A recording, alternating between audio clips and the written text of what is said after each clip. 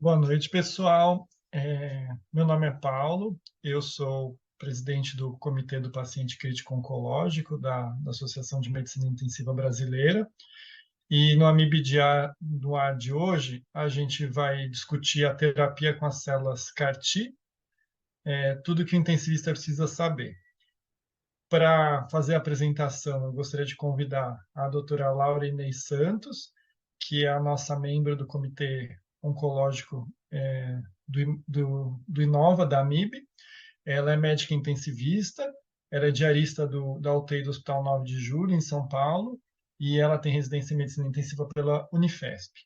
Para moderar essa mesa, eu gostaria também de convidar a doutora Fernanda Atala, que é médica intensivista também, é coordenadora da UTI da disciplina de medicina intensiva da Universidade Federal de São Paulo, e ela foi membro do comitê diretivo do Inova na gestão passada 2022 e 2023. E para fechar, o Dr. Pedro Caruso, que é o diretor das UTIs do AC Camargo Cancer Center e professor livre docente da disciplina de pneumologia da Universidade de São Paulo. A Laura vai fazer a apresentação dela e depois a gente vai abrir para discussão e para a participação da plateia, aí, quem tiver dúvidas, perguntas e questões. Laura, boa noite, bem-vinda e aguardamos sua apresentação. Bom, boa noite, colegas intensivistas. Boa noite. Então, vamos conversar um pouquinho, né, sobre a terapia com células CAR-T, o que nós intensivistas realmente precisamos saber, né? Vamos começar com um caso clínico. É o paciente RSF de 32 anos, masculino, rígido, administrador de padaria e que praticava CrossFit até o diagnóstico de uma leucemia linfoblástica aguda. Após a segunda linha de tratamento, essa doença foi considerada em remissão por 2 anos. Só que o RSF reinterna com queixas de adinamia e hematomas por recidiva da LLA.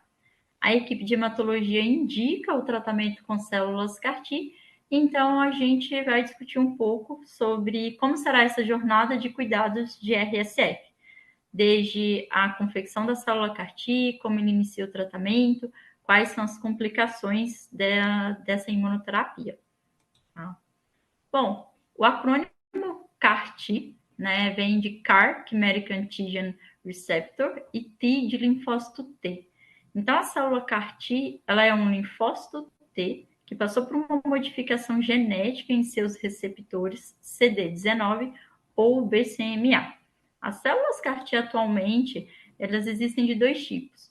Autólogas, em que o paciente mesmo doente retira suas células, o linfócito T recebe essa modificação genética e é reinfundido no paciente. Ou halogênica, que atualmente não está disponível no Brasil, apenas no exterior, em que uma pessoa saudável realiza a retirada de linfócitos, ele sofre a modificação genética e é infundida no paciente doente. Mas, para isso, a gente precisa entender como funciona esse processo de manufatura das células CAR-T. Um hospital que é credenciado pelas empresas que produzem as células CAR-T, ele convoca o paciente para realizar a leucoaférese, em que, a partir disso, separa-se os linfócitos T e eles são modificados esse receptor de antígeno, seja o CD19, seja o BCMA, dependendo do tipo de neoplasia o qual a gente vai tratar. Essas células modificadas sofrerão expansão até atingir a quantidade em ml por quilo do paciente para poder ser infundido.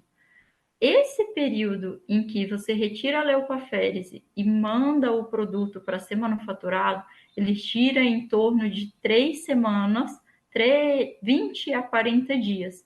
Então, é preciso que o paciente que é candidato às células CAR-T apresente uma performance status capaz de tolerar esse período de 1 mês.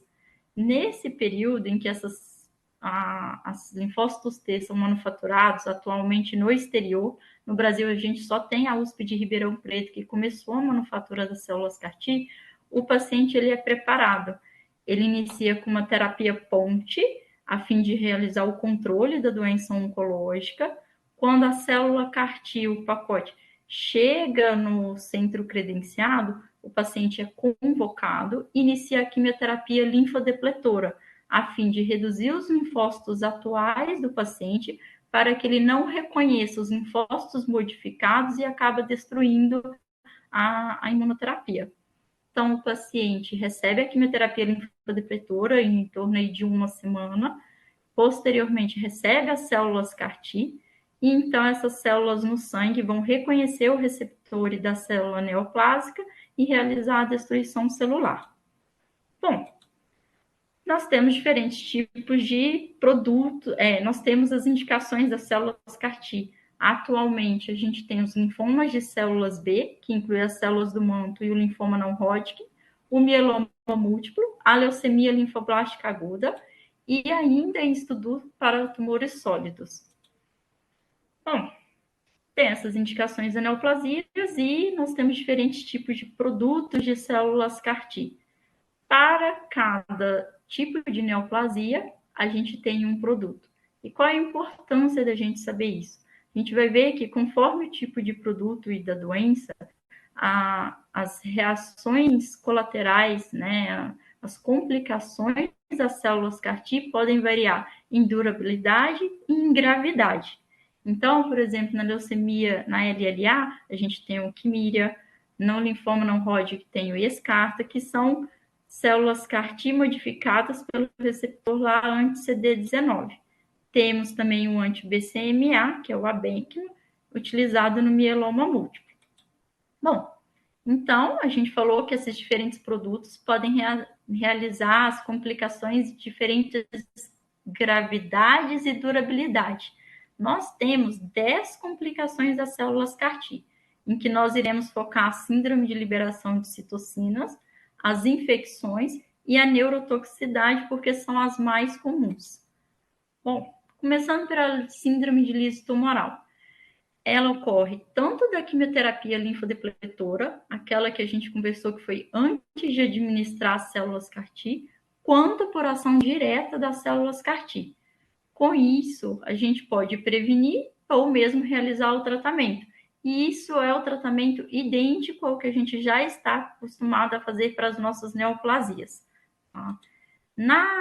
Falando um pouco da reação anafilática, inicialmente a gente teve o relato de uma reação anafilática grave comparada à cardiorrespiratória, quando as células CAR-T ainda estavam em estudo, foi em um paciente após a administração da terceira dose.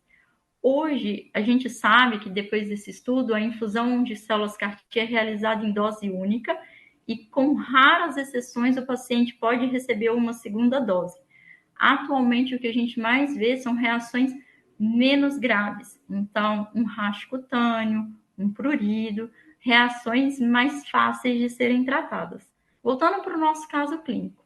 RSF, então, recebe as células CAR-T do produto Kymriah na enfermaria. É um tratamento que não precisa ser iniciado na UTI, tá? Ele evolui no segundo dia com febre de 38,4 e sem outros comemorativos, sendo administrado tocilizumab pela equipe de hematologia. No terceiro dia, RSF evolui com uma persistência de febre, dor e distensão abdominal, taquipneia, hipoxemia com necessidade de catéter nasal a 3 litros e hipotensão não responsiva à expansão bulêmica com soro fisiológico 1000 ml, sendo iniciada então a noradrenalina 0,15 micrograma quilo minuto e o paciente conduzido à UTI. Bom, ele começou a apresentar, será que complicações à infusão do CAR-T-cell? Ou será que esse paciente evoluiu com uma infecção que nós não havíamos diagnosticado no momento ou previamente à infusão? Então, isso a gente vai começar a pensar um pouco agora. Tá? O que o RSF teve foi uma síndrome de liberação de citocinas, que no inglês a gente chama de Cytokine Release Syndrome, CRS. Essa síndrome de liberação é consequente a uma resposta inflamatória exacerbada que decorrente do sistema imunológico que identifica o antígeno das células CAR-T, o linfócito T modificado. Em geral, o início dessa CAS é com 1 a 14 dias após a infusão, com uma duração de 1 a 10 dias, dependendo do tipo de produto infundido, que foi o que a gente falou. Dependendo se é um Quimira, se é um Abatacept, qual que é desses. Tá?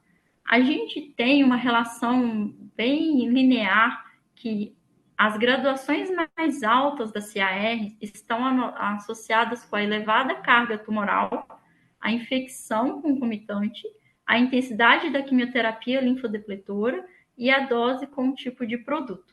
Então, por isso é importante, quando o paciente chegar na UTI com CAR-T-cell, a gente perguntar, com CAS, perguntar qual foi o produto infundido.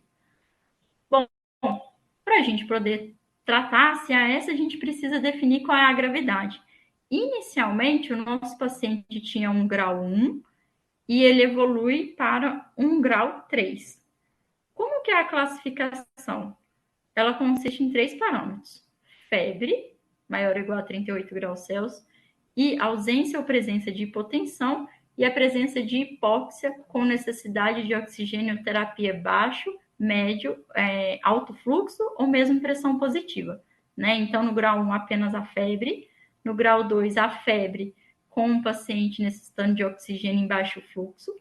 O grau 3, febre, requerendo um vasopressor noradrenalina, como nosso paciente, uma cânula nasal de alto fluxo, máscara não inalante ou mesmo a Venturi. E no grau 4, o paciente que, além dos vasopressores e da febre, requer a pressão positiva, seja por meio de BIPAP ou intubação. Quando a gente vai classificar, mesmo que o paciente apresente um critério de menor gravidade, ele é classificado pelo critério de maior gravidade. Então, nosso paciente era febre, requer vasopressor e um baixo fluxo. Ele é classificado como um grau 3. Tá? Bom, e aí como é que a gente vai tratar? Uma vez que o paciente apresenta uma CRS e eu tenho uma suspeita de infecção, uma sepsis que eu não consigo excluir de imediato, a gente inicia com o protocolo sepsis institucional e o protocolo de neutropenia febril, se ele estiver neutropênico. Realiza os sintomáticos, febre, náuseas, vômitos, e a gente considera realizar o tocilizumab se ele estiver febril. No grau 2, além do que a gente já fez, aí já está indicado realizar o tocilizumab, que a gente vai ver o mecanismo de ação dele mais para frente. É um paciente que não melhorou, ele tem indicação de ser transferido para UTI e iniciar a corticoterapia com dexametasona. Bom, no grau 3, que foi o caso pelo qual o nosso paciente que estava na enfermaria e evoluiu com o grau 3, ele vai para a UTI. A diferença é que vai para a UTI e já tem indicação de na UTI iniciar a dexametasona 10 miligramas. Se ele não estiver evoluindo com melhora dentro de 8 horas, a gente pode aumentar a dose do corticoide ou mesmo trocar para metilprednisolona. O tocilizumab, ele pode ser feito várias vezes ao dia para febre, desde que cada dose não ultrapasse 8 mg quilo, com um máximo de 800 mg por dose. No grau 4, a gente, além de todo o início que a gente fez da investigação, é o paciente que já está na UTI e a dexametasona é uma dose maior de 20 miligramas. Da mesma forma, se ele evoluir sem melhora ou com piora, a gente já pensa em iniciar a metilprednisolona. Bom, existem alguns pontos que a gente precisa ressaltar, né? O uso do tocilizumab, como eu já falei, da dose, ele deve não ser administrado, ou pelo menos evitado, porque ele pode piorar a neurotoxicidade, que é uma complicação também das células CAR-T, que a gente vai falar mais na frente, que chama apelidado de ICANS. Por quê? O tocilizumab, ele é um antagonista do receptor de interleucina 6. Então, ele aumenta o nível sérico de interleucina 6, que é responsável pela neurotoxicidade da célula CAR-T. Bom, aqui a posologia da dexametasona e a durabilidade, né, de 1 a 3 dias. A metilprednisolona, quando a gente usa uma dose alta de 1 a 2 mg por dia, por 3 dias seguidos do desmame. Tá? Bom, resumindo, tratamento, então, de um paciente que chega com CAS na UTI, com indicação primordial de UTI. É um paciente que vai receber a expansão volêmica, porque a CAS aumenta a permeabilidade capilar com extravasamento do líquido para o intestício. Então, por isso ele fica hipotenso, tem indicação de expansão volêmica, mas que ela não vai ser agressiva. tá? Porque isso tudo vai para o interstício. Então, a gente é mais tolerável a entrar com noradrenalina precocemente, antes mesmo de ter corrido os 1.000 ml de soros iniciais. Além disso, o paciente costuma receber o tocilizumab, porque é um paciente que está fazendo febre, mas que a gente precisa ficar atento aos 3 quesitos dele. Então, primeiro, a neurotoxicidade, que eu já falei. O segundo é que o tocilizumab pode mascarar uma sepse, porque ele reduz a resposta inflamatória e a gente tem aí como tratamento da febre. Segundo, o tocilizumab, ele reduz a regeneração da mucosa intestinal. Com isso, é uma mucosa mais fina e pode ocorrer um abdômen agudo perfurativo. Então, é algo a se ficar atento nesse momento. E é um possível motivo de sepsis, porque o paciente também é mais predisposto a ter a translocação bacteriana. Voltando para o nosso caso, então a gente fica na dúvida: será que meu paciente tem só CRS ou será que ele tem uma sepse associada? Então a gente vai para os exames laboratoriais. Nossos pacientes, geralmente, eles são pancitopênicos, decorrente da quimioterapia prévia, dos tratamentos ponte para o carticel.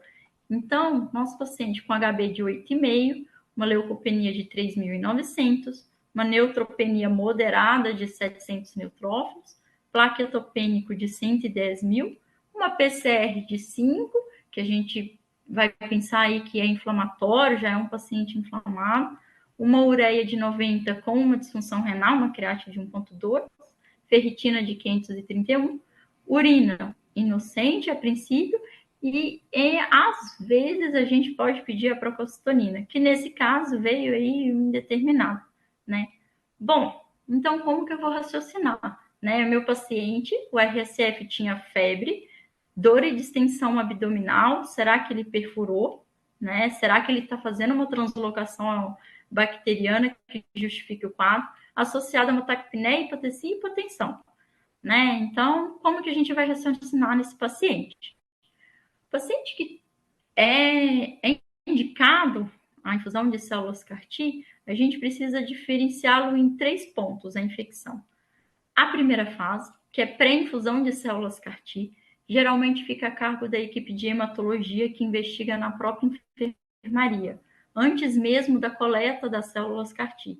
É o rastreio infeccioso para hepatite B, hepatite C, HIV, herpes vírus, varicela, CMV, Epstein-Barr, sífilis, tóxico, tuberculose latente, chagas, estrondiloidise, porque um paciente vai ficar imunodeprimido, e em alguns casos, dependendo da sintomatologia, associado à investigação com culturas, painel viral, líquor, tomo e ressonância. O segundo ponto, que é o que pode vir para a gente na UTI, mais factível, é a segunda fase, que é após a infusão das células CAR-T, que a gente divide em precoce e tardia. As infecções precoces predominam as bacterianas, em torno de 20% a 30%. Menos comum as virais respiratórias e menos comum ainda as fúngicas, com 3% a 8%. Na fase tardia da infusão, que é o D mais 30, já temos uma inversão. Ao invés das infecções bacterianas, passa a ser mais comum as infecções virais, e posteriormente a bacteriana, e sempre menos comum as fúngicas. Bom, o paciente que vai chegar para a gente também é um paciente que vai vir com várias das medicações, como profilaxia de infecções oportunistas. Então, a ivermectina para estrongiloidíase, o valaciclovir ou o aciclovir para varicela e herpes simples 1 e 2, levofloxacino, pensando em bacilo gram negativo no paciente que tem uma neutropenia grave ou prolongada, o Bactrim para pneumocistose, lembrando que os alérgicos a gente substitui por dapsona, o fluconazol, pensando na candidíase do paciente neutropênico grave ou prolongada, com alternativas de posaconazol e micafungina, dependendo da disponibilidade de via oral ou intravenosa nesse paciente. E se ele já é sabido ter hepatite B, né, entecavir, tenofovir ou algum outro antirretroviral, dependendo da função renal e da função hepática, né. As infecções no CAR-T A etiologia é multifatorial. Então, ela pode decorrer tanto de tratamentos prévios, a quimioterapia, linfodepletora, a radioterapia que ele fez antes, a terapia ponte, pode ser concomitante a CAS, pode ser decorrente mais predisposto pela citopenia prolongada, a mucosite, ou mesmo a aplasia de linfócitos B, que a gente vai discutir o porquê dessa etiologia. Bom, para eu tratar um paciente com infecção, eu preciso antes classificá-lo quanto a neutropenia, né? Uma neutropenia leve de 1.000 a 1.500, a gente observa. Uma neutropenia moderada de 500 a 1.000, então continua observando. Mas na neutropenia grave, é o que menor que 500, a gente começa a pensar no início de granuloquine. Mas a gente vai discutir o porquê de restringir ou não quando administrar. Numa neutropenia prolongada, com menos de 1.500 neutrófilos por mais de 7 dias, a gente já inicia o levofloxacino profilático pensando naquela bactéria gram-negativa. Tá? Na neutropenia febril, ou que significa menos que 500 neutrófilos, ou com uma expectativa de declínio para menos 500, que foi o caso do nosso paciente RSF, em que ele tinha 700 de neutrófilos, mas com uma perspectiva de queda nas próximas horas a dias, associada a uma febre e hipotensão arterial, a gente iniciou nesse último quadro. Iniciou o protocolo sepse, inicia cefepime e vancomicina por conta da hipotensão, e vamos considerar o uso de granuloquine e, com certeza, a transferência para a UTI, que foi o que a equipe de hematologia fez. Bom, quais são as observações que a gente precisa ter com os de granuloquine? Porque senão a gente pensaria, fez a infusão de carticel, está neutropênico e a suspeita é infecção, vamos tratar, então estimulando os macrófagos. Qual que é o problema disso? É que o macrófago, quando a gente estimula, ele vai estimular também o linfócito, esse linfócito vai desencadear uma reação inflamatória que vai piorar a nossa complicação, que é a CAS e a ECANS. Então, idealmente, a gente começa esse estímulo com granuloquine a partir do D+5. E se estiver resolvido ou não a CAS e a neurotoxicidade. A dose usual de 6 mg dia, subcutâneo ou intravenoso. Bom, e o antibiótico, né? Eu falei que é cefepime, vancomicina, porque a gente entra ali como aquela classificação de MASP do paciente oncológico. Só que o paciente com carticel, a gente sempre o considera um paciente neutropênico grave. Neutropênico febril grave. Então, ele sempre vai para o extremo do critério de MASP. Tá? E por quanto tempo? Estou na dúvida, não sei se é infecção ou não. Nós, habitualmente, lá no Secamargo, a gente tem uma infectologista especialista em células CAR-T, e a gente inicia a antibiótico terapia no paciente que chega clinicamente mal, na suspeita da sepse ou /CAS, coleta as culturas. Dentro de 3 dias, a cultura mantém negativa e o paciente evolui com melhora clínica, a gente pode pensar em suspender o antibiótico. Mesmo com a cultura negativa e o paciente evolui com piora clínica, a gente não suspende, mantém e deixa por tempo guiado pelo principal sítio suspeito, se é pneumonia, se é infecção de urina, ou se é, como a gente falou, uma translocação bacteriana intestinal. Bom, e aí, idealmente, se o meu paciente está infectado, a gente sempre precisa balancear se nós vamos postergar ou não a infusão de células CAR-T e a quimioterapia linfodepletora. Por quê? Idealmente, a gente trata essa infecção grave ou não controlada, porque ela pode desencadear síndrome de ativação macrofágica, potencializar a CAS, potencializar o ICANS. Então, a infecção associada não é legal. Só que nós precisamos balancear com o risco de progressão do câncer. Lembra que eu falei que a gente idealmente tem um paciente com uma performance status adequada, um ECOG bom, para a gente poder indicar a realização da infusão de células CAR-T. Porque se precisar de postergar para mais 1, 2 semanas, será que esse paciente aguenta? Será que o câncer não vai progredir a ponto de, nesse tempo que eu esperar, o paciente morrer? Então, isso tudo é balanceado. Bom, então, acho que vocês viram, os exames do RSF era uma pancitopenia, né? E a gente vai ter uma aplasia de células B com uma hipogamaglobulinemia. Por quê?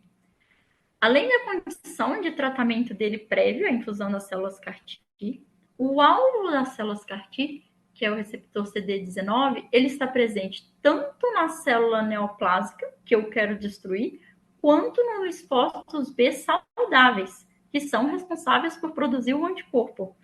Então, quando a minha célula CAR-T também mata o linfócito bom, a gente tem uma hipogamaglobulinemia e uma aplasia de célula B.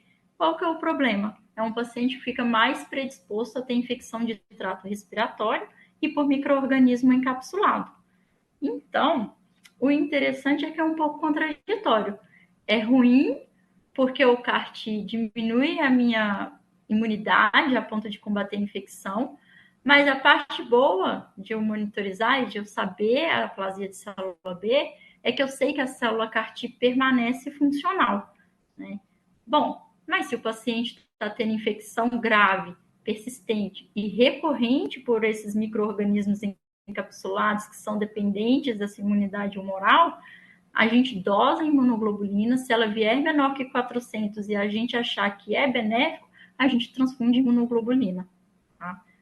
Bom, mas não é só a aplasia de célula B, né? Ele pode ter uma pancitopenia, como a gente viu.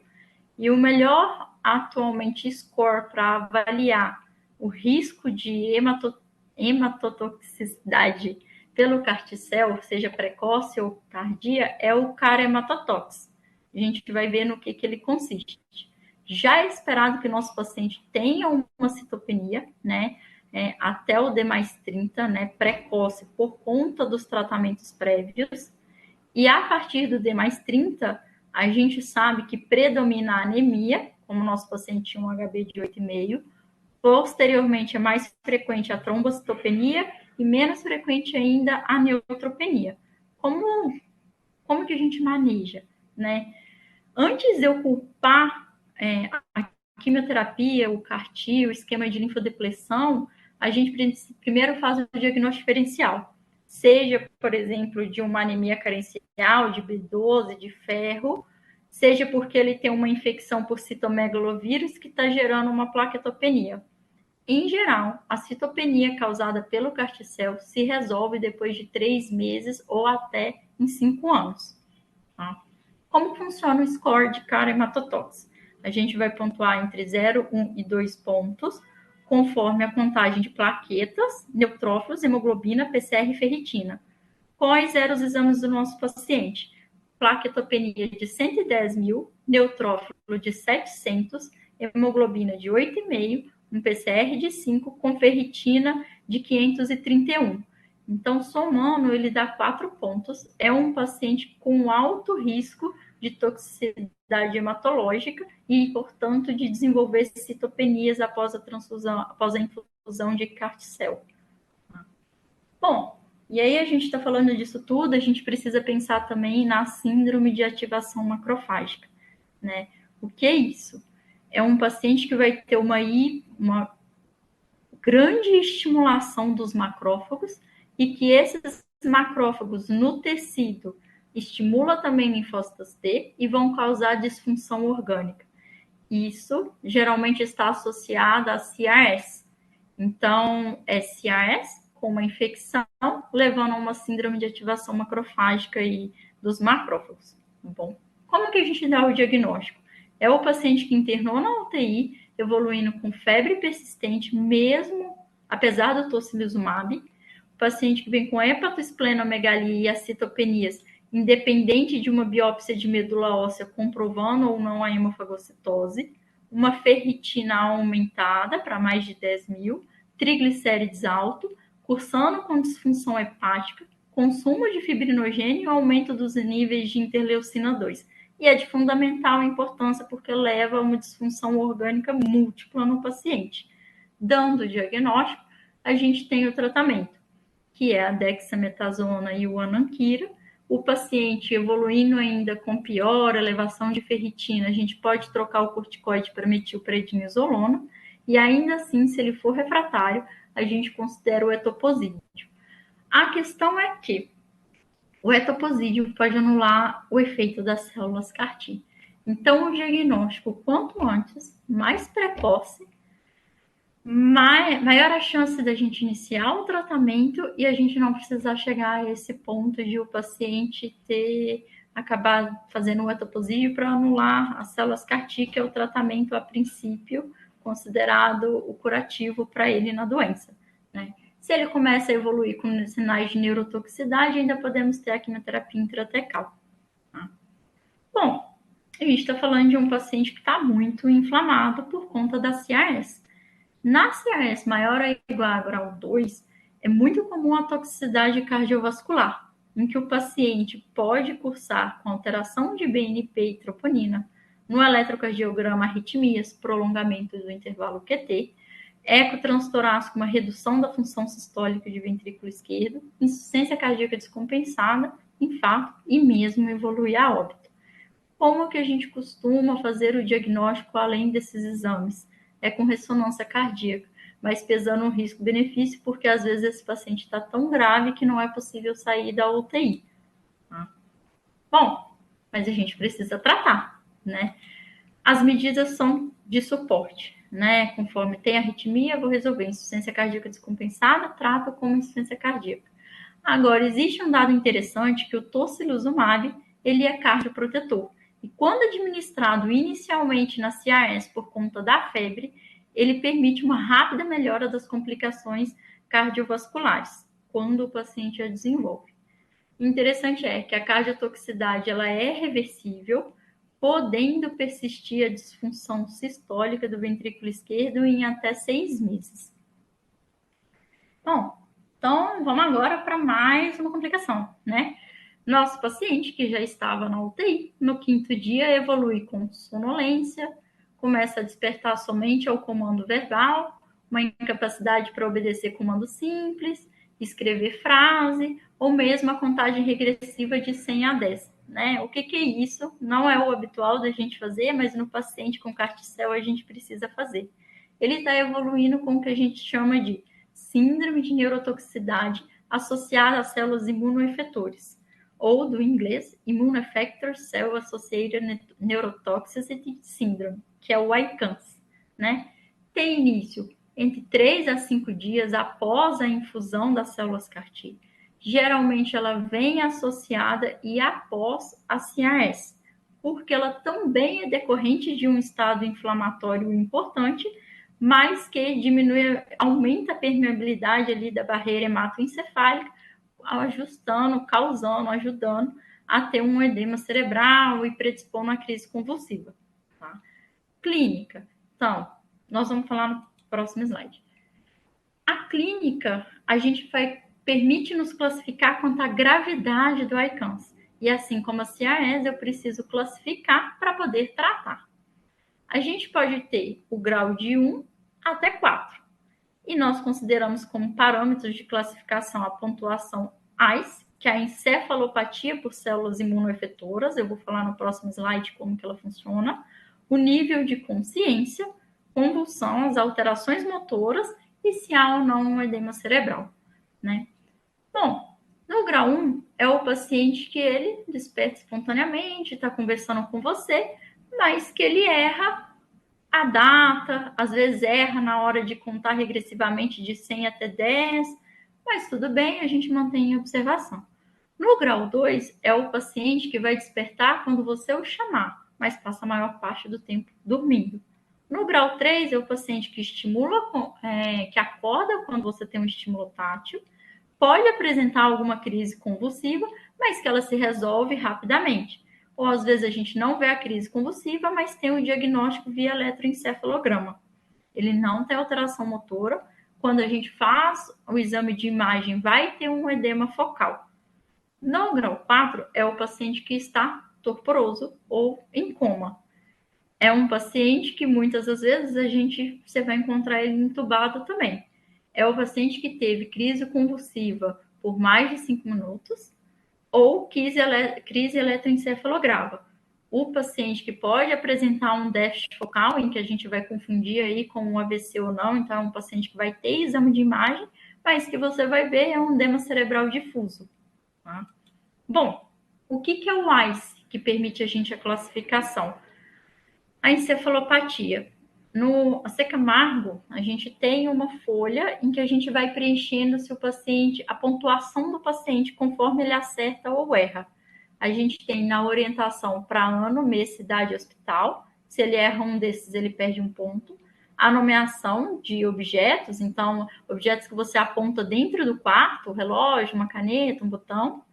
Ele conseguir seguir comandos simples, então você falar, fecha os olhos, mostra a língua. A escrita, e isso é um sinal mais sensível, você pede para escrever uma frase de base, uma que ele vai conseguir escrever todos os dias, só que às vezes ele come uma vogal, por exemplo aqui, nosso pássaro nacional, águia careca, ou ele começa a escrever e ao invés de ser linear, ele começa a subir no final da escrita, a capacidade de contar regressivamente de 100 a 10. No caso clínico que a gente conversou, o nosso paciente perde ponto em seguir comandos, escrita e atenção. Então, a gente classifica ele aqui como um ICANS grau 2. Se a gente avaliar na tabelinha, é um paciente que estava despertando para a voz e o ICANS aqui deu 3 pontos. Então, ele foi classificado como uma encefalopatia aqui grau 2, uma neurotoxicidade grau 2 pela célula CAR-T. E aí? Então, tá bom, documentei. Como que eu vou fazer? O paciente que a gente classifica grau 1, ele ainda está na enfermaria e a conduta é monitorizar o nível neurológico, pensando, considerando em pedir algum exame complementar. No grau 2, é o paciente, lembra que eu falei, ele está sonolento, um pouco confuso. Então, justifica eu fazer sintomático, suspendo a dieta via oral, inicio corticoterapia e já realizo um exame de imagem, porque o paciente pode estar começando com edema cerebral. Considero levar a UTI e a avaliação do neurologista. No nosso hospital, a gente tem um neurologista acompanhando todos os casos de carticel desde o início da infusão. Paciente que não melhorou, a gente troca o corticoide para metilprednisolona. Então, grau 3. Além de tudo que a gente já fez com exame de imagem, um paciente que tem indicação de já ir para UTI e o acompanhamento pelo neurologista. Se ele começa a evoluir com piora clínica, inicia o metilprednisolona e a gente já considera um tratamento alternativo, com ananquira, cetuximab ou mesmo quimioterapia sistêmica intratecal. Bom, o grau 4 não é diferente. Além de tudo que a gente já viu, a ideia é que o corticoide já inicie com metilprednisolona. Porque se a gente lembra bem, é o paciente que tem edema, está estupor, está em coma, o paciente que está grave. Né? Não está melhorando, a gente faz aqui o tratamento alternativo. Bom, aqui para a gente ter uma noção das doses, né? A metilprednisolona 1 grama de 1 a 3 dias seguido do desmame igual na CAS, a ananquira, a posologia. E um ponto interessante, né? Laura, se o paciente tem um risco razoável de ter ICANS, eu vou iniciar uma profilaxia com anticonvulsivante? Não, tá? Porque a incidência costuma ser em torno de 30%. Então, não é uma incidência alta para a gente iniciar a profilaxia, mas ela está indicada no paciente que existe alto risco. Quem são eles? Um paciente que já usa um anticonvulsivante ou que já tem alteração cerebral, né, já documentada. Se esse paciente apresenta crise convulsiva clínica ou eletroencefalográfica, o medicamento de escolha é o levetiracetam. Se evolui com estados epilépticos, aí é o benzodiazepínico associado ao levetiracetam também. Bom, no final do ano passado, saiu na New England um artigo falando que a FDA constatou 22 casos de cânceres de células T após o tratamento com células CAR-T. Bom, a gente Isso é um risco, a gente sabe, é uma imunoterapia nova. Esses cânceres após a infusão, eles podem decorrer tanto por conta da infusão, quanto por conta das terapêuticas prévias a essa infusão. A gente sabe que várias das malignidades hematológicas, elas podem evoluir ao longo do tempo, passar de um linfoma, por exemplo, para uma leucemia. Então, é algo que precisa ser monitorizado aí ao longo dos anos, para a gente ter maior certeza de onde vem essa malignidade e até onde as células CAR-T, quais vão ser ainda as consequências da infusão dela. Bom, de CAR-T é isso, mas eu quero falar 2 slides rapidinho aqui sobre uma terapêutica também que vem crescendo muito e que tem uma atuação semelhante ao CAR-T-cell, pelo menos do ponto de vista de complicações. São os anticorpos biespecíficos. Também são uma imunoterapia, mas eles são anticorpos monoclonais, em que um dos receptores desse anticorpo se liga na proteína de superfície da célula tumoral e o outro braço do anticorpo se liga ao CD3 do linfócito T, funcionando então como uma ponte entre a célula tumoral e o linfócito T para permitir a sua destruição. Bom, também como a célula CAR-T, a gente tem vários dos produtos e as suas indicações para as neoplasias. Das indicações também consistem na recidiva tumoral e na refratariedade terapêutica e dessas neoplasias, a terapêutica habitual. Temos como complicações e o manejo desses eventos adversos aí, dessas complicações semelhantes, igual a das células CAR-T que a gente citou ao longo dessa aula. Mas o porém é que a CRS e a neurotoxicidade são menos intensas. O paciente inflama, mas inflama menos. E a segunda parte, que talvez seja uma das mais consideráveis, é que, uma vez administrado o anticorpo bispecífico e o paciente evolui com um evento adverso grave, por exemplo, um ICANS grau 4, é um paciente que, se ele tomou a primeira dose, ele pode esperar resolver essa ICANS grau 4, para só quando ele estiver bem de novo, eu administrar a outra dose. Então, são várias pequenas doses por via subcutânea. É diferente do CAR-T-cell. Uma vez que eu dei a primeira dose, eu não consigo controlar mais. O que for desencadear de evento adverso, de CRS, de neurotoxicidade, vai continuar. Eu posso até tentar controlar, às vezes, com o corticoide, mas pensando que, às vezes, eu vou anular o efeito da célula CAR-T. Bom, o que eu tinha para apresentar é isso. Muito obrigada. Acho que vamos para a discussão. Obrigado, Laura. Foi uma revisão extensa aí sobre o tema. A aula foi muito boa. Acho que para quem não tem contato ainda, né, com esse tipo de terapia, acho que foi bem elucidadora também. Conforme eu fui vendo sua aula, eu fui relembrando muito do que a gente passou no ano passado, né? Se eu não me Perfeito. engano, tirando os pacientes de protocolo de pesquisa, a gente tem 16 pacientes que receberam CAR-T, né, no AC Camargo, desses, 7 foram para UTI. Né? Então, a gente vê que é uma proporção grande dos pacientes que vão para UTI. Eu acho que isso vai ser um tema interessante para a gente discutir. Eu vou até ter uma pergunta para a Fernanda, quando for a vez dela, sobre isso. Então, eu queria abrir para discussão agora.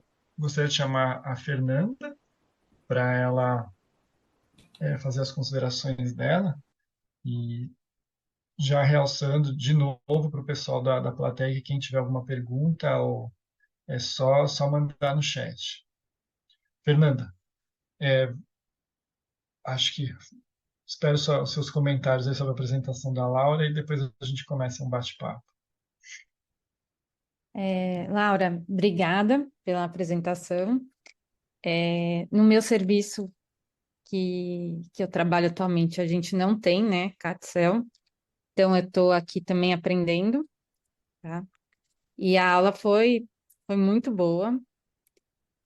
E eu fiquei até com algumas dúvidas, né, que eu acho que você, o Dr. Paulo e o Dr. Pedro podem me ajudar a esclarecer. Uma das dúvidas que eu fiquei foi, eu acho que você falou que vocês fazem screening infeccioso nos pacientes que estão com suspeita de infecção. Eu só não entendi se antes de infundir o CAT-cell, que você falou, a gente faz screening infeccioso em todos os pacientes. Vocês fazem todos os pacientes, independente deles terem sinais de infecção ou não. A outra pergunta que eu tenho é: qual é o melhor momento de levar esse paciente para a UTI? Então, paciente que está no grau 1, no grau 2 do CRS, e a terceira pergunta que é uma das dúvidas é: você falou bastante que o paciente com CRS a gente entra com tocilizumab e com Dexa, dependendo do grau, e só que o tocilizumab pode piorar o ICANS se ele tiver ICANS simultâneo. Então, paciente que tem ICANS e está com CRS, você já suspende o tocilizumab? Como é que você maneja nesse sentido?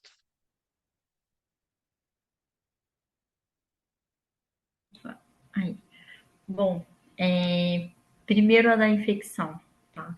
Os pacientes de carticel, eles são revirados, tá? Então, se a equipe da hematologia tem aquele rastreio infeccioso que é para todo mundo, dessas partes virais que elas podem agudizar quando o paciente receber o carticel ou tiver na quimioterapia linfodepletora, porque o sistema imune dele, que já é baixo, vai baixar ainda mais. Então, esse screening infeccioso de varicela, citomegalovírus, estondiloides, ele já é feito inicialmente pela equipe de hematologia. Ainda até com o paciente ou na enfermaria, ou antes de internar, antes da coleta, antes de fazer a leucoaférese, para o paciente mandar o produto lá. Bom, essa é a primeira. A segunda, quando indicar a UTI, né? A gente tem ali no serviço de hematologia uma equipe que é sensacional, eles são muito bons mesmo, uma equipe direcionada, um treinamento especializado. Então, eles realmente enviam quando é o paciente que está ali na CRS grau 3, que é o paciente que faz a hipotensão, não responde a volume, e você precisa de administrar vasopressor, porque aí não tem como mais ele ficar na enfermaria. Então, esse é o momento em que eles enviam.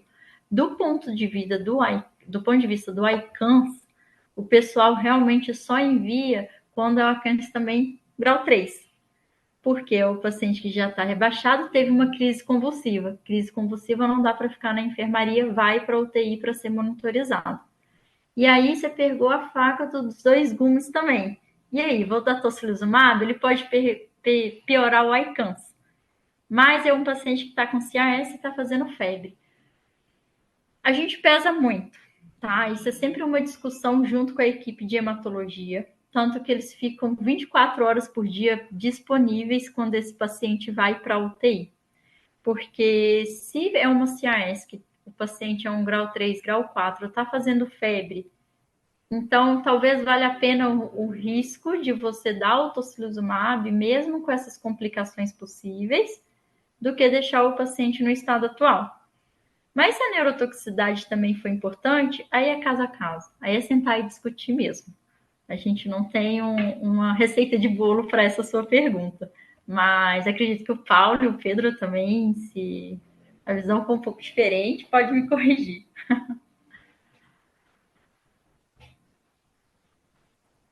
Pedro, como diretor aí do serviço, né, talvez o serviço que hoje talvez tenha a maior experiência, né, aqui, pelo menos fora de protocolo de pesquisa no Brasil, como que você encara esse quase primeiro ano dos pacientes com CAR-T-cell?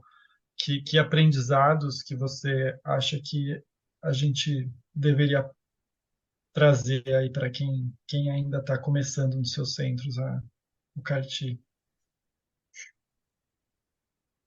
É, a primeira mensagem que eu queria passar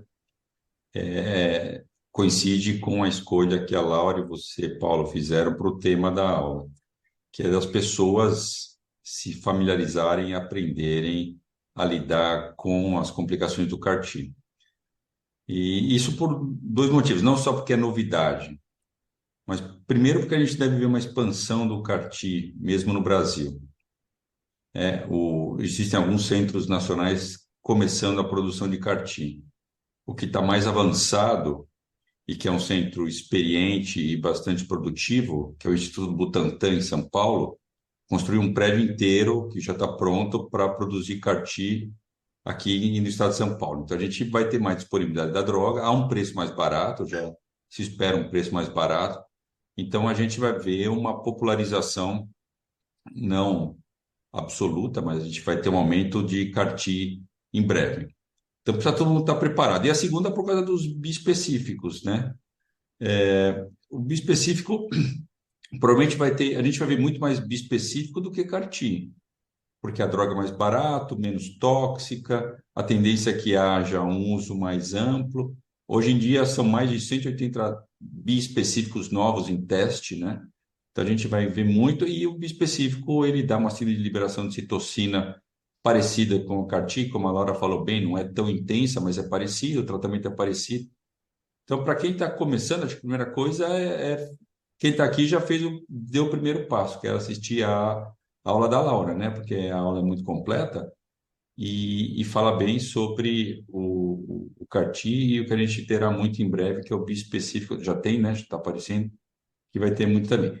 A experiência, primeiro, CAR-T não é uma panaceia, né? Como parecia, né? Então, dava a impressão que o câncer estava curado e resolvido. Acho que ao longo do tempo, vários outros CAR-Ts apareceram ou desapareceram ou acharam um nicho só específico para eles. O CAR-T também, talvez vai entrar nisso. Ele não é uma panaceia, embora esteja se estudando até CAR-T para doenças não neoplásicas, né?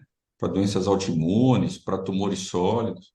Então, primeiro não, a panaceia. E depois, quando começou, a Laura lembra, o Paulo lembra, a gente tinha muito medo, a gente achava que a gente ia pegar um doente com uma doença descontrolável, que ia ser super complexo para lidar.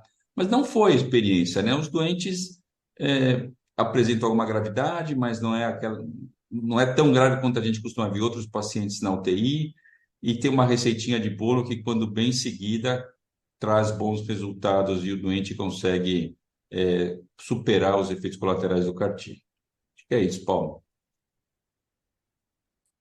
Obrigado, Pedro. Acho que realmente assim, tendo uma produção local de CAR-T, né, isso já está começando a acontecer, vai ser uma terapêutica que vai estar mais amplamente disponível, inclusive no SUS, né? E uma questão importante é a seguinte: recentemente, o pessoal do King's College publicou a experiência deles de 4 anos de CAR-T na UTI, e a proporção de pacientes que vai para a UTI é grande, né? Porque, por exemplo, a incidência de síndrome de liberação de citocinas gira ao redor de 90%. Né? Obviamente, um grau 3, 4 acaba sendo menos da metade disso, mas é uma proporção grande de pacientes. E quando esses pacientes vão para a UTI, eles acabam ficando muitos dias.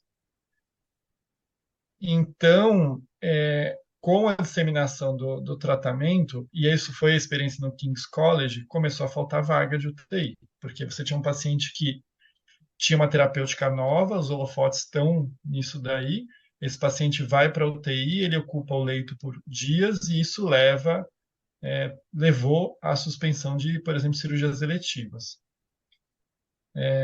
Fernanda, como que você, né, lá na Unifesp, acha que vocês lidariam com uma situação dessa?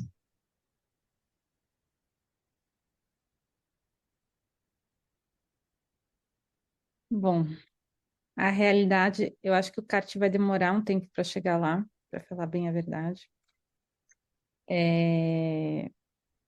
É uma terapia nova aqui no Brasil, né? Um tanto promissora, mas como diz o doutor Pedro, não é uma panaceia, né? A gente tem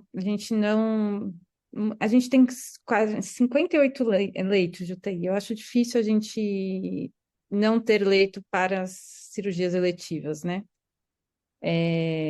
Mas o nosso serviço acaba priorizando os pacientes da cirurgia e os pacientes do pronto-socorro, mas certamente, se a gente tivesse um caso, eu imagino que o futuro vai ter casos que vai precisar de CAR-T, mas eu acho que vão ser poucos os casos. Eu não acho que vai ter muito caso. E aí, esses poucos casos, certamente a gente traria para UTI, mesmo que ocupasse o leito por muito tempo. Eu acredito que não vão ser muitos, tá?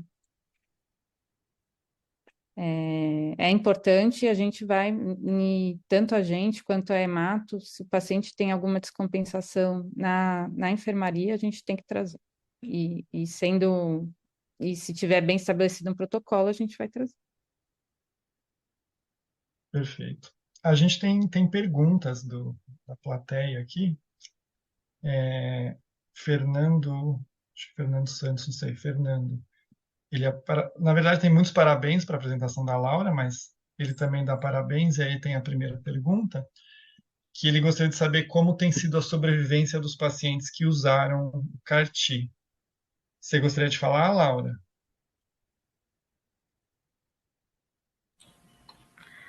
Olha, eu acho que eu me lembro mesmo de 2 pacientes que estavam na UTI, né, do ACEI, que eles faleceram, mas foram pacientes que, assim, evoluíram com todas as disfunções orgânicas, ficaram gravíssimos, né. O que eu vi de resultado quando com a equipe da hematologia, né, que é grande parte dos pacientes que faz a infusão por células CAR-T, eles não vão para a UTI, né? A maior parte continua faz na enfermaria mesmo a transfusão, fica durante um tempo lá e vai para casa. Como quem vai são só os graves, a gente vê os piores desfechos, né? E lá nosso N foi pequeno, graças a Deus, os desfechos ruins. Mas imagino que na hematologia eles têm um desfecho melhor e são pacientes que estão evoluindo bem. Tá? Realmente o dado específico eu não tenho. Tá. Curiosamente, eu vi semana passada. Foram os únicos 2 pacientes que morreram no hospital. Tá? O que que a gente sabe de importante do que a Laura falou? A síndrome de liberação de citocinas, que é a complicação mais comum, ela não é um marcador prognóstico, ou pelo menos assim, quando a gente pega ela como um todo, não é um marcador prognóstico. Lógico que quanto mais grave, menor a sobrevida, mas mesmo assim a gente está falando de uma sobrevida aí de 90 a 180 dias que fica aí acima de 80%. Tá? A grande questão, eu acho, que é que o CAR-T ele é indicado para os cânceres que a Laura colocou aí, né, linfoma T, mieloma, LLA, que são refratários a 2 linhas de químio, né? E as diretrizes ou os livros-textos colocavam esses pacientes em cuidado paliativo exclusivo depois de refratariedade a essas 2 linhas. Então, a gente está lidando com um paciente que, do ponto de vista da evolução do câncer, é bastante grave, né? Então, tem que lembrar que isso vai impactar na sobrevida de longo prazo, né?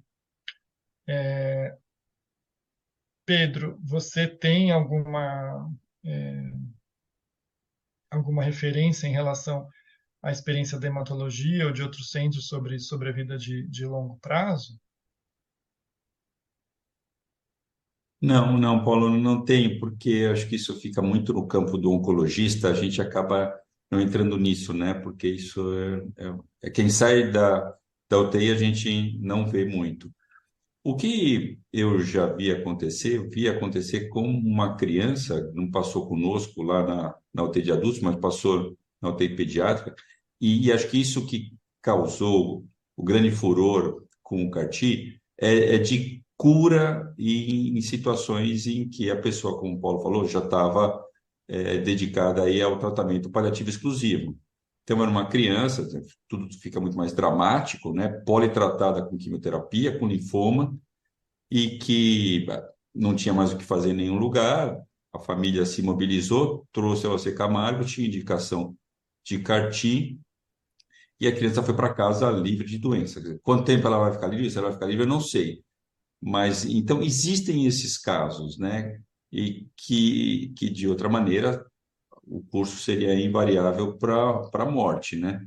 Então, a gente tudo bem, não é uma panaceia, não é mesmo, mas eu acho que tem alguns casos em que vai ser uma virada de jogo total e um paciente que teria uma sobrevida muito curta, talvez não só ganhe mais tempo livre de doença de sobrevida, mas eventualmente se cure mesmo. Então, eu lembro de um caso desses dramático que, se fosse 3, 4 anos atrás, a criança teria morrido e agora a criança foi para casa sem doença aparente. Bom, acho que não apareceu mais nenhuma pergunta. Se alguém tiver, a gente ainda tem alguns minutos aí. Tem muitos fãs da Laura aqui também elogiando a aula dela. Realmente é uma revisão muito boa. Laura, com a experiência que você adquiriu, né, nesse tempo que nessa oportunidade você teve de cuidar de alguns pacientes, e depois você também passou na hematologia, né, então você viu os pacientes que ficam fora da UTI, né, fica sem o viés que a gente tem da gravidade.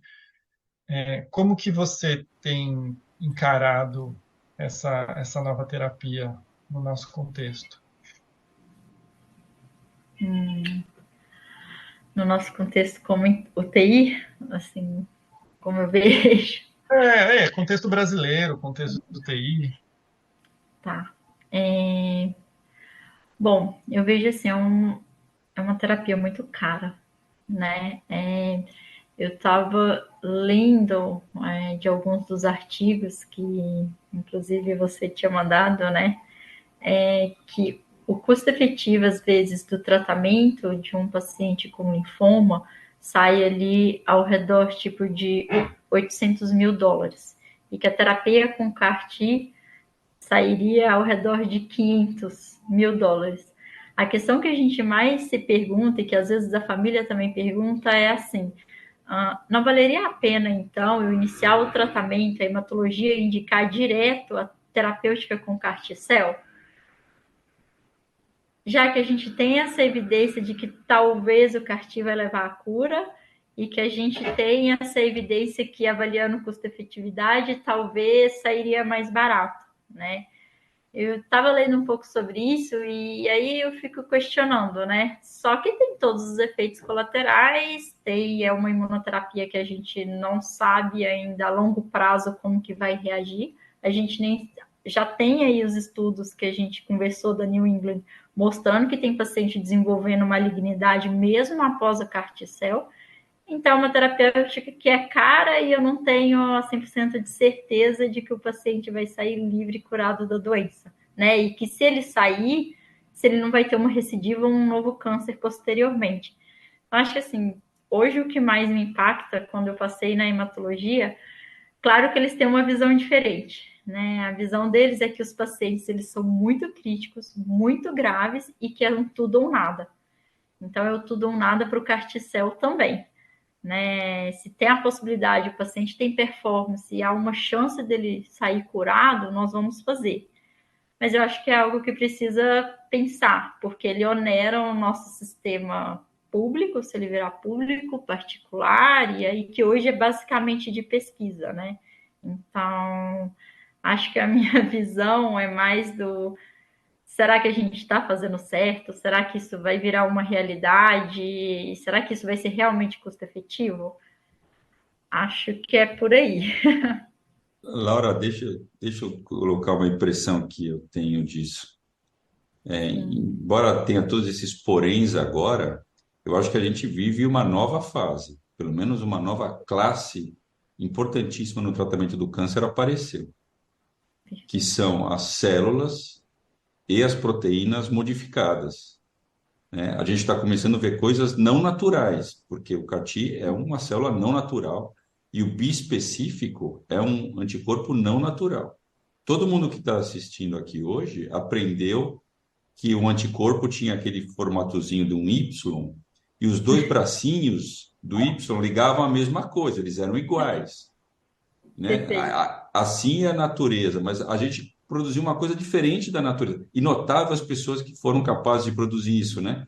Elas produziram uma coisa que não existe na natureza, né? Um anticorpo que um braço liga numa coisa e outro braço liga em outra coisa, o mesmo anticorpo, né? Então a gente está vivendo uma era nova, né? Uma era em que a gente consegue modificar células e as proteínas, por exemplo, proteína, estou falando do anticorpo, e isso só começou, né?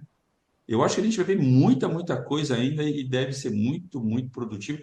E como em toda atividade humana, acho que conforme vai andando e vai se massificando e aprendendo, o custo tende a diminuir. O pessoal do Perfeito. Butantan já promete custos muito mais baratos para o CAR-T, inclusive, como o Paulo falou, será oferecido para o SUS. Tomara que se torne uma realidade, porque essa proposta de cura dá um outro significado, né? O paciente tem aquela luz no fim do túnel, né? De uns anos a mais, e geralmente são pacientes jovens, né? Esses linfoma, leucemia, pacientes com de 30 a 60 anos, né? São pacientes muito jovens. Acho que vale. Tomara. Os ensaios clínicos, né, que testaram o CAR-T, os pacientes que caíram no braço controle, né, que daí foram receber o cuidado paliativo, eles tiveram uma mediana de sobrevida de 1 mês, né? Então, metade deles morreram em até 1 mês. Então, é disso que a gente está falando, né?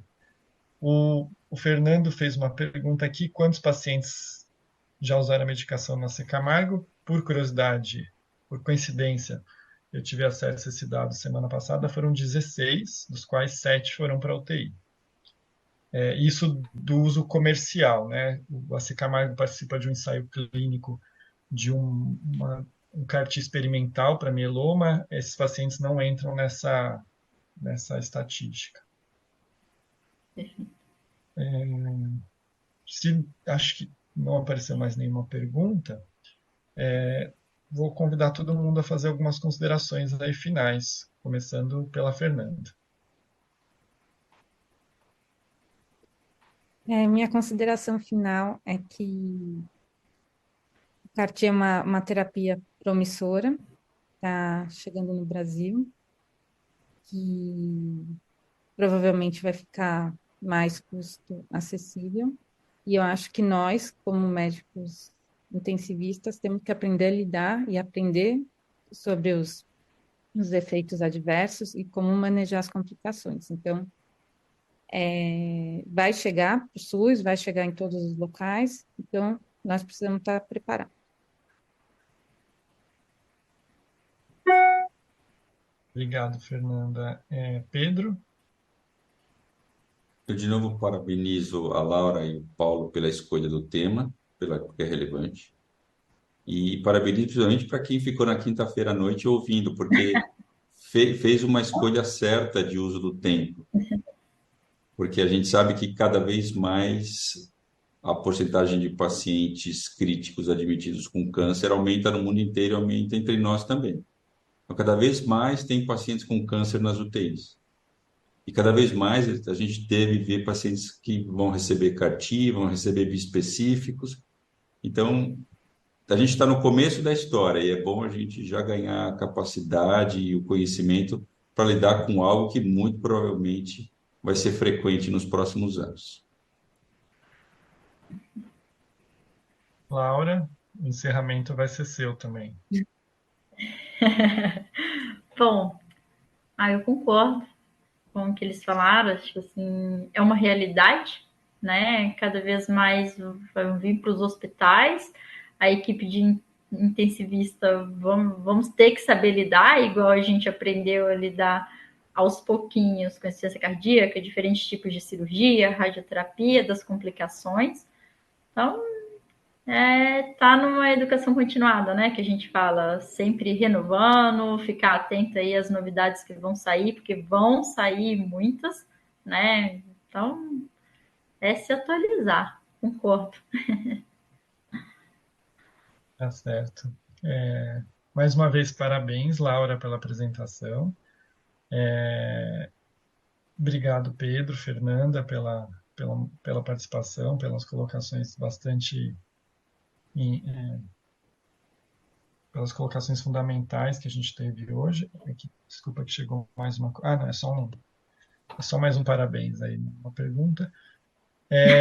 Queria agradecer também a todo mundo que ficou conectado. Acho que mostra atenção. Acho que talvez daqui a 5 anos, quando a gente estiver falando de novo sobre esse tema, mais gente tenha interesse, porque vai estar já ter encontrado isso no seu dia a dia.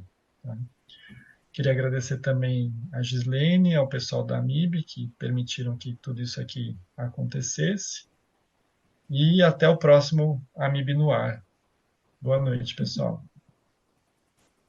Obrigada, boa Boa noite, noite. pessoal. Muito bom estar com vocês aqui. Parabéns, Laura. Obrigada pelo carinho, as mensagens de todo mundo. É bom compartilhar a mesa com vocês, que são os meus chefes e orientadores. Boa noite a todos. Tchau.